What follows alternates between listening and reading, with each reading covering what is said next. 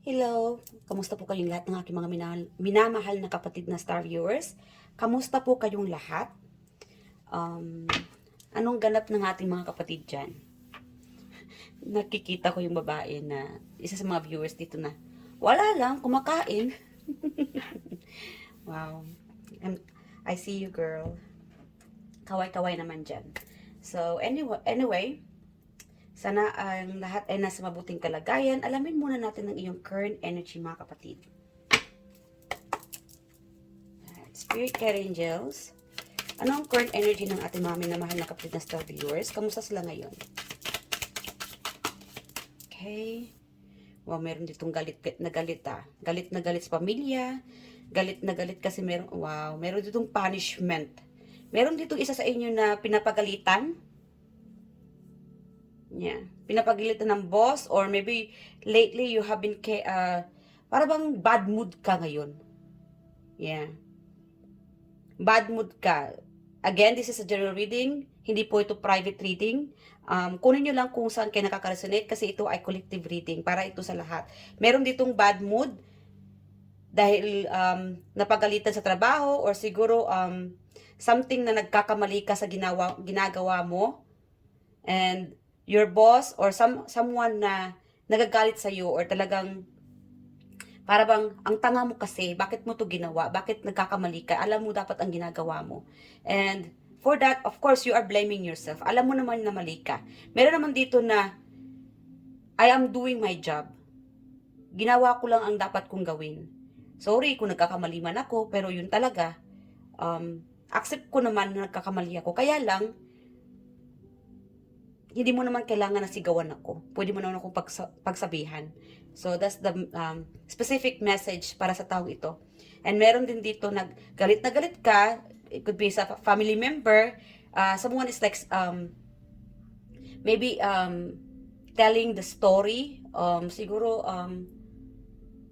para ba nagsasayang? May nagsasayang ng pera or something na naiinis ka kasi itong taong ito, it could be family member, katrabaho, kaibigan, someone na naiinis ka kasi itong taong ito, parang may sikreto na naibunyag and you want to confront this person. This could be your plan. This could be just in your head right na. Siguro sa isipan mo pa lang ito na gustong-gusto mo itong i-confront itong taong ito kung bakit sinabi niya, kung bakit ibinulgar, meron itong pagbubulgar. Okay, whatever it is, ikaw lang nakakalam kapatid, meron itong action na nangyari na or it could be someone na, or it could be somehow sa isipan mo lang na naiinis ka kasi itong taong ito, this person can shut their mouth. Gusto mong kung i-confront tong taong ito kasi yung bunganga niya or somehow hindi dapat gawin pero ginawa niya.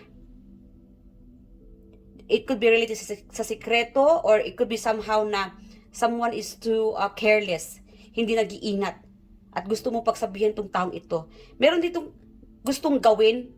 Again, mix ito eh. Mix po ito kapatid. May nangyari na, meron ding it's just in your head na gustong-gusto mong bulyawan itong taong ito or pagsabihan. Dahil sa inis na inis ka, para napuno ka na. So you want to tell the truth, you want to, meron itong confess din eh, pagko-confess. Kasi napuno ka na, gusto mong sabihin yung nararamdaman mo. It could be love relationship. Alright. It could be about your marriage, na gusto mong i-confront yung person mo. And this could be also somehow spiritual lesson. May dapat kang matutunan.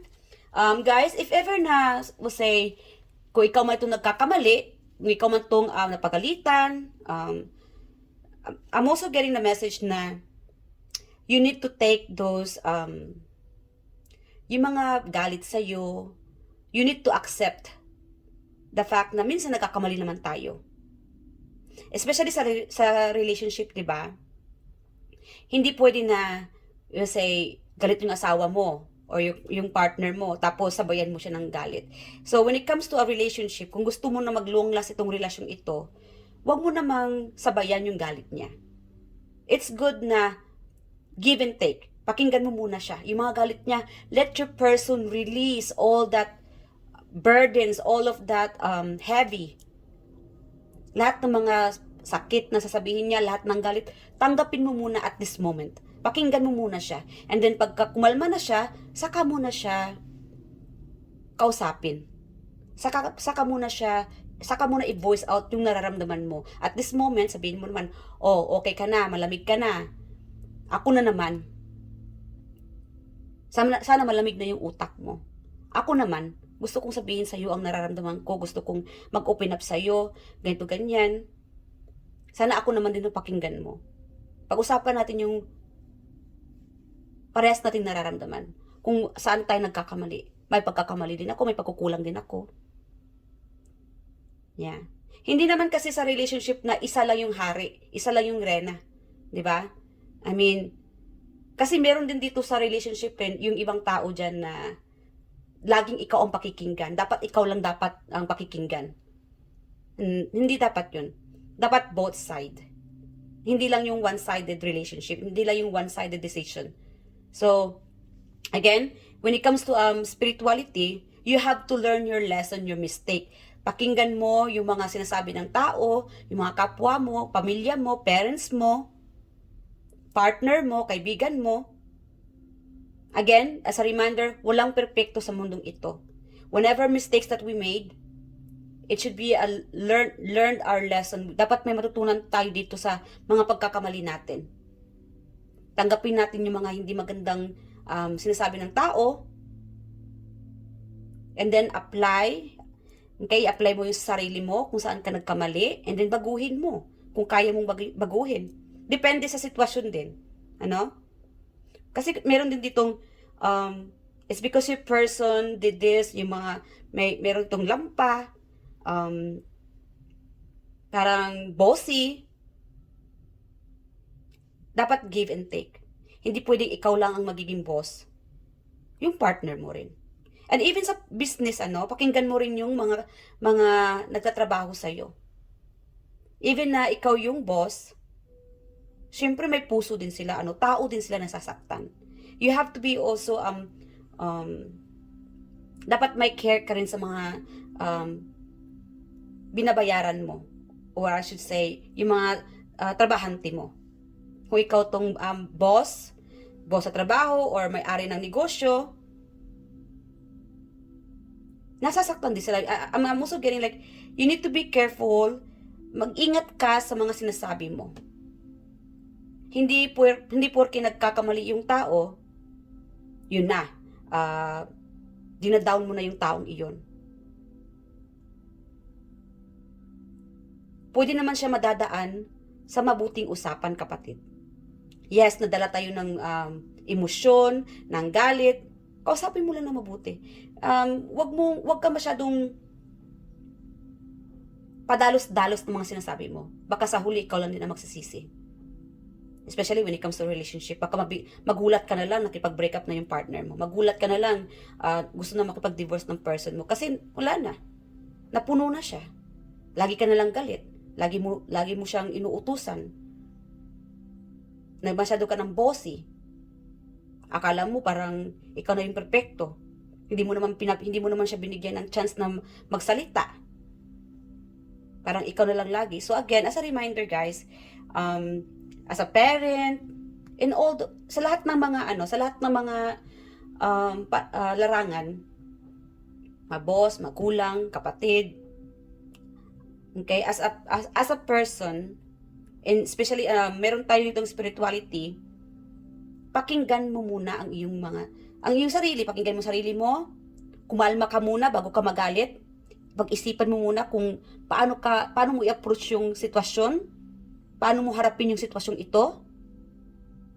And then, let it out. Kausapin mo ng mabuti yung person mo.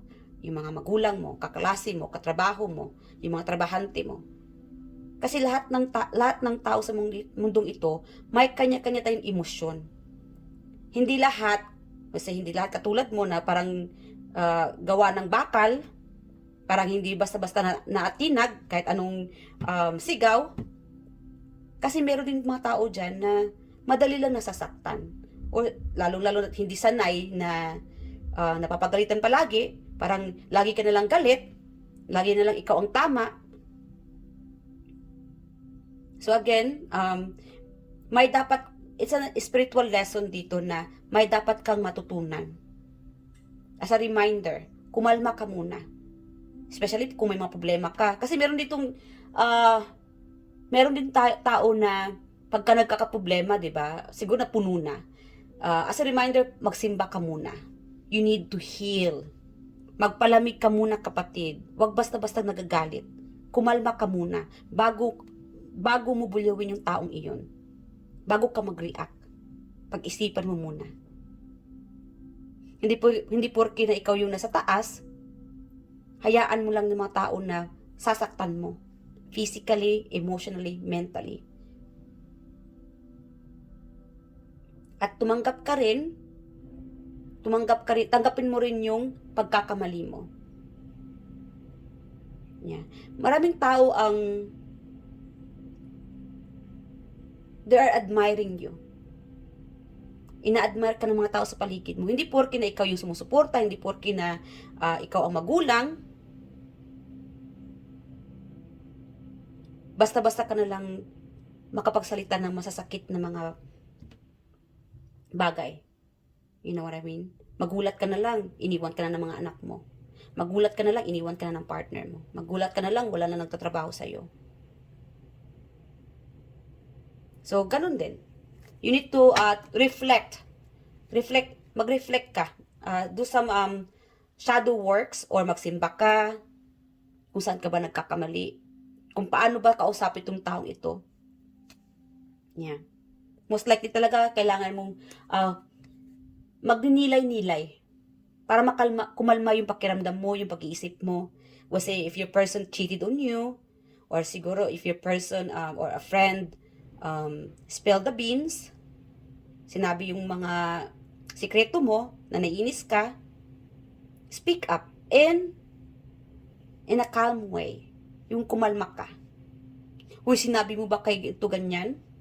Kasi narinig ko ganyan-ganyan. So, kalma muna. Kasi malay mo, hindi pala tama yung pakiramdam mo. Kasi meron ditong, yes, I'm following my guts na hindi loyal itong person ko. If you have that gut feeling, then confront that person in a calm way. Yung kumalma ka. Hindi yung because nakakaramdam ka, naririnig mo ito, galit na galit ka na, yan. Sinasabi, bigla mo na lang kinukonfront yung person mo. Ano ba? Nangangaliwa ka daw. Ano ba? May chinichismis ka daw. Hindi naman yun eh. Hindi pa naman 100% na totoo yung narinig mo o yung nararamdaman mo. Confront that person with respect at kalma. Ganun lang. As a reminder for you. Yeah.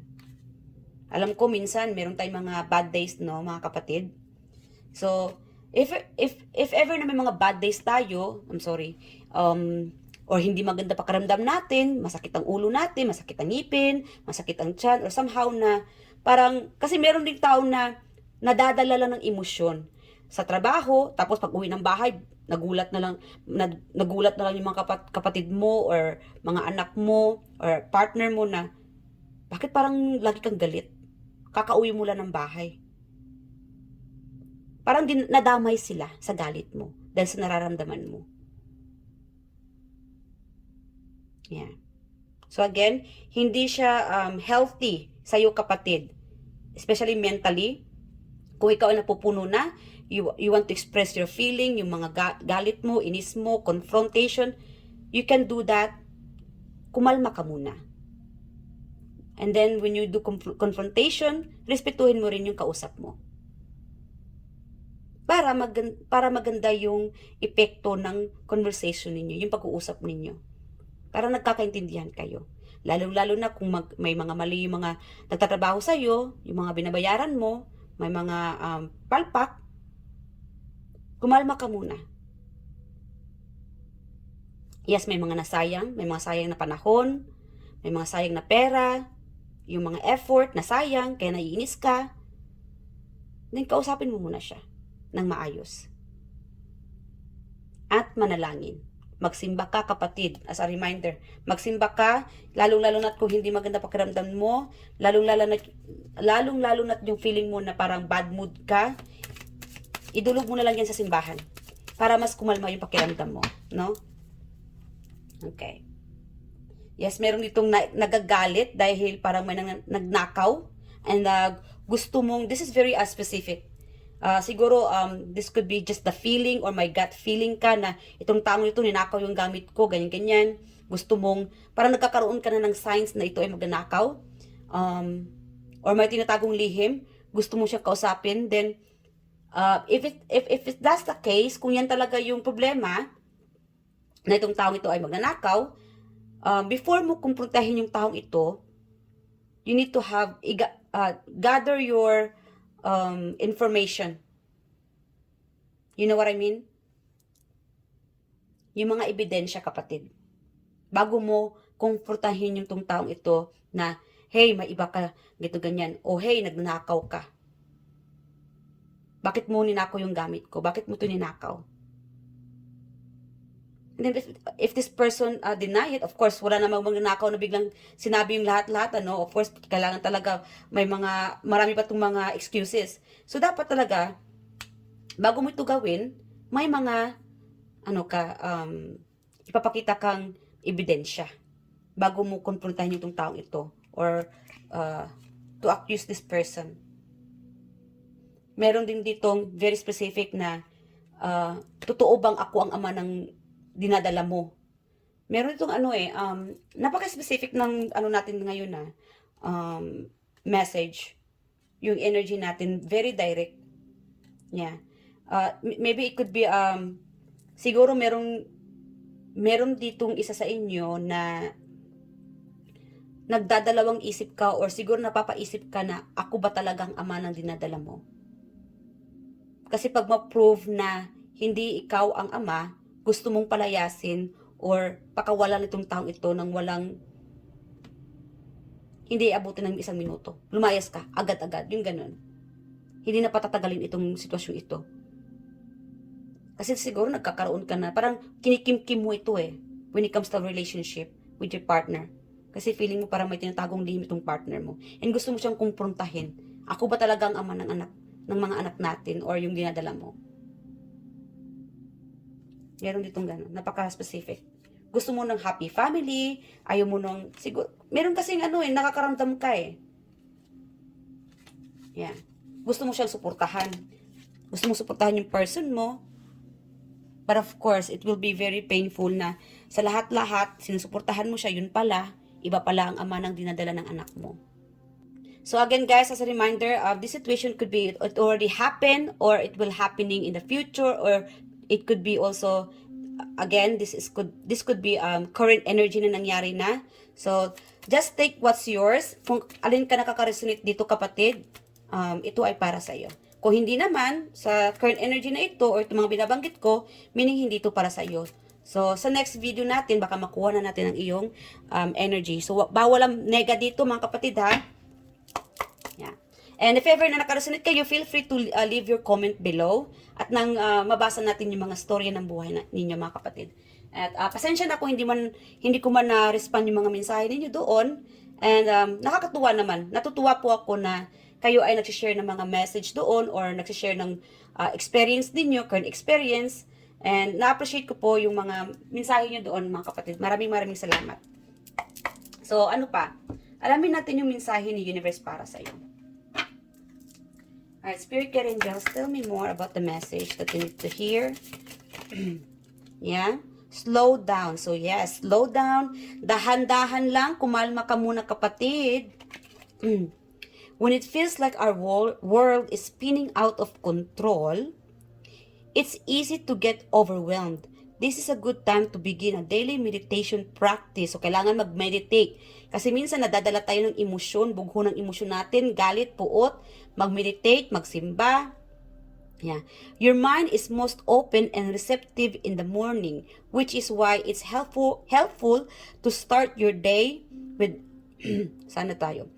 with centering exercises. Cultivate stillness within and know that there is no rush. At the end of our days, we won't care about our to-do list. We will wish we had loved more, live more, and been at peace. Don't wait. Slow down now, kapatid. Kailangan talaga dahan-dahan lang. Lalo-lalo sa pagdesisyon, sa mga sasabihin mo. Pag-isipan mo muna bago mo sabihin itong nararamdaman mo. Choose love. Yes, love yourself. If you're struggling with an obstacle of conflict, again guys, as a reminder, if you don't want me to hear this me reading, then pause the video and read it to yourself. If you're struggling with an obstacles or conflict, choose a path of love. Suffering, doubt, and frustration all transform in the presence of love. So show your love courageously and show your love openly. Show your love with no string attached. It's safe to give and receive love. In fact, if you have a hard time with self-love, start outside yourself and work your way in. Showing love to others can be a gateway for loving yourself. So, love, love, love. Spread the love. Kasi kung ipinapakita mo yung nararamdaman mo sa lahat ng mga kaibigan mo, pamilya mo, mga magulang mo, kapatid, katrabaho, sa partner mo, and then you will receive the same way, di ba? Listen to your body. Pakinggan nyo yung pangatawan ninyo, kapatid. Lalong-lalo na kung parang yung anong tawag doon, high-tempered, yung lagi kang galit. Naku po, parang may high blood dito. So, ingat-ingat kapatid kasi lalong-lalo na mainit yung weather. Minsan nadadala tayo sa init. Yeah. Mainit yung weather, kaya mainit yung ulo mo. So, no matter how bad we feel, our bodies are always working on our behalf to create health and vitality. Meet your body halfway by acting on the message it sends you. Whether it's a whisper or roar, don't ignore what you hear and listen to your body. It wants the best for you. So, pakinggan talaga ang iyong nararamdaman, ang iyong katawan, para mas naging healthy ka. And kung hindi maganda ang pakiramdam nyo ngayon, uminom kayo ng gamot, uminom ng maraming tubig, at magpa-check up kayo. Yeah. So, be gentle with yourself, kapatid. Ingat-ingat at ingatan nyo ang iyong kalusugan, ang iyong emosyon. So, final message naman ng iyong spirit animals. My spirit angels, final message ng ating mga spirit animals para sa aking mga minamahal na kapatid. Sorry. Final message, please. Okay. Final message. Ang laki-laki kasi. Tingnan niya. Alright. Up. Ang dami-daman. Ay, ano ba yan? Nagsisilaglagan. Hold on. So, we have here links. Keeper of secrets. So, diba? Meron tayong, kanina sabi ko na yung sikreto. May mga sikreto na siguro nabubunyag o narinig mo na. Whatever it is, ikaw lang nakakalam, kapatid. Take time out from the world and be observer. Nothing can deceive you when you trust your knowing. You see other secrets and keep them sacred. So again, pagka may nalaman kayong mga sikreto, guys, pinagkakatiwalaan kayo ng taong ito, kaya sinabi niya yung mga sikreto niya sa iyo, then wag mo naman na dahil nagagalit ka o naiinis ka o hindi mo lang you can keep it with yourself, yung nararamdaman mo na yung mga sikreto. Then, kasi pinagkakatiwalaan ka ng taong ito. It's because may problema ka, or hindi kayo okay ng kaibigan mo or ng person ito na this person trusted you their secrets. Respeto naman. Hindi mo naman kailangan na ibulgar mo yung mga sekreto ng taong ito dahil naiinis ka. Kung gusto mo mapagkatiwalaan ka ng taong ito sa mga sekreto niya or try to open up with you, respeto din. Para naman mas maraming magtitiwala sa iyo na ikaw itong tao na hindi basta-basta nang bubulgar ng sekreto. So, yeah. In silence and solitude, you will find your strength. So kasi most likely minsan 'di ba, parang may tao na depende sa sitwasyon na gusto kang kausapin ito, one of your friends. We'll say it's in a circle of friends. Siguro marami kayong magkakaibigan, 5, 3, ganyan. And then, isa sa mga kaibigan mo na nag-open up ng sekreto, this could be related sa family members or katrabaho or sa relationship. Again, iba-iba yung sitwasyon natin. So, As an example, kung may tao man sa grupo or sa family member na nang bulgar ng sekreto sa iyo or sinasabi sa iyo, alam mo ang sekreto ko, ganito, ganyan. And then in the future, isa sa mga kaibigan mo or kapamilya mo na nag-reach out sa iyo, huy, di ba close kayo nito, ganyan? Anong sekreto nito? Anong sinasabi niya sa iyo? It's because this person confronted you na ibulgar yung sekreto or parang ano ba yun? Parang tinitreat ka muna ng or tinatrato ka ng mabuti. It's because this person just want to to spill the beans na or to speak up. Meron ganun eh, 'di ba? Na parang kinakaibigan ka lang para malaman yung sekreto ng taong iyon. So again, always remember, wag basta-basta mag-open up ng sekreto ng tao na they're interested in you. You know what I mean? Yeah. Pinagkakatiwalaan ka ng taong ito. And it's because you guys are not around. It's because na hindi kayo magkasama ng taong itong pinagkakatiwalaan ka sa sekreto niya. Yan, binubulgar mo na. May ganong tao eh. Hindi lang kayo na magkasama, bigla na lang sinabi itong mga sekreto ng partner, kapatid, or yung ano mo. You know what I mean? So, kailangan talaga, as much as you can, magpakalayo ka ng mga taong chismosa. Ganun talaga, para hindi ka magkasala, kapatid. Kasi this person really entrusted you their secret. O siguro, vice versa, baka ikaw naman itong tao na nabanggit ko na you spill the beans with the person na entrusted you their worries, their problems, their secret. And again, okay lang din na siguro you're feeling guilty at this moment. Kung ikaw itong nagigilty, pwede din naman na sabihin mo sa kaibigan mo na, hey, or kapamilya mo, kung sino man tong, dahil hindi mo na, you can keep your mouth shut. So, pwede mo naman sabihin, be, or ma, or dad, or husband, wife, kapatid, kaibigan, nagkakamali ako. Pasensya na, sorry na dahil hindi ako naging tapat.